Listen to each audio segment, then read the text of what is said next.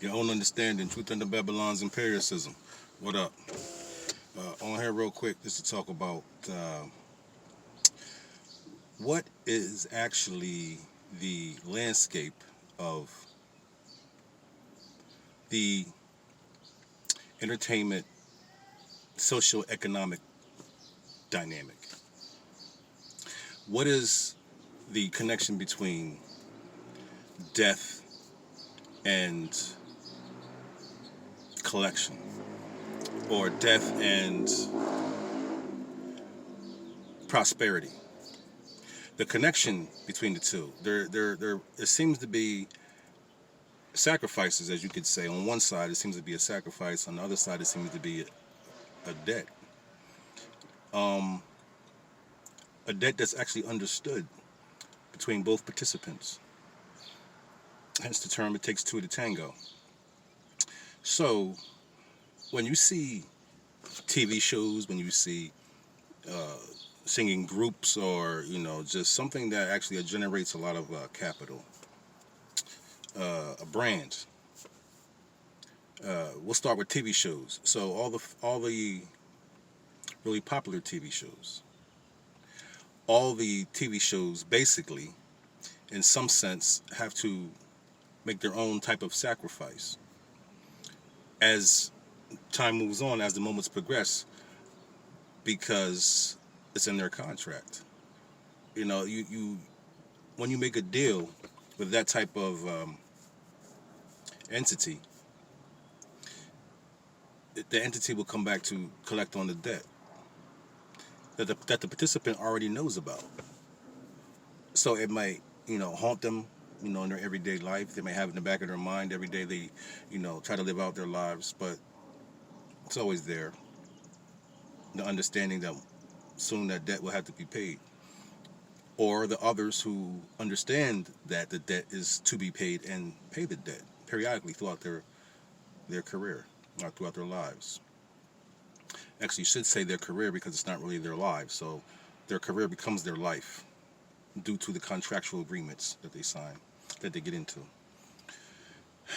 So when you see popular TV shows, or when you see characters from popular TV shows somehow just are no longer around, or they just, die, so to speak, um, or like I like to express, they are being murdered like everyone else, because, like I said, no one dies of natural causes. In an automated world, we're all forced to death in some way, shape, or form, directly or indirectly. So when these people are being murdered, you got to ask yourself: is it for a ritual sacrifice, or is it just to pay a debt?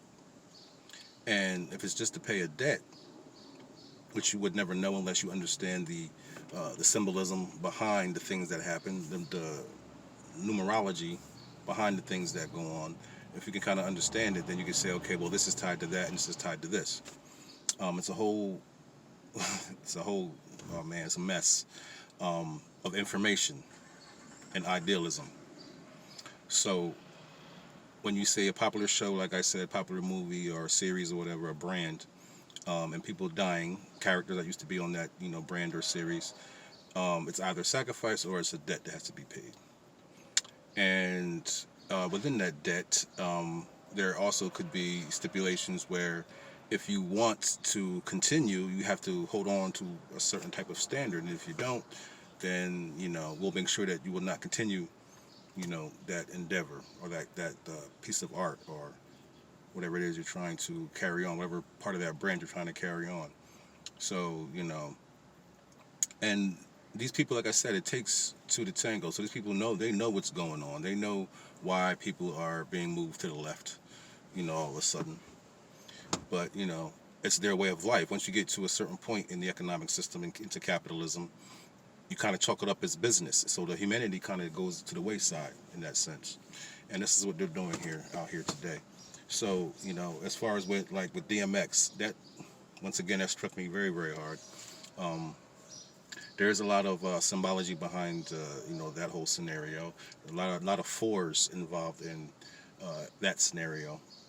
if you want to speak on the numerology behind it, it's a lot of fours with, you know, seven undertones, but it's definitely a lot of fours in there. 444 definitely involved in that. And it's you can kind of, like I said, if you understand the language of the symbology, then you can kind of, you know, push whatever, you know, idea you have about a particular scenario, either to debt or sacrifice. That's only if you really want to, you know, even care to really want to, you know, take it further into, you know, exactly what happened. I mean, if you're into finance, then, or into that culture, I should say, then you want to know about it because you want to know what moves to make, you know, or what moves not to make, or who's being made an example of, things like that. So, but on our end, we just see it as, oh, we emote about it, and you know, life goes on. But yeah, they're speaking, they're communicating. There's a lot of that. So you know, if you want, like I said, pay attention, trying to learn the information that's out there, and if you want to find out certain things, then you know, you can get it.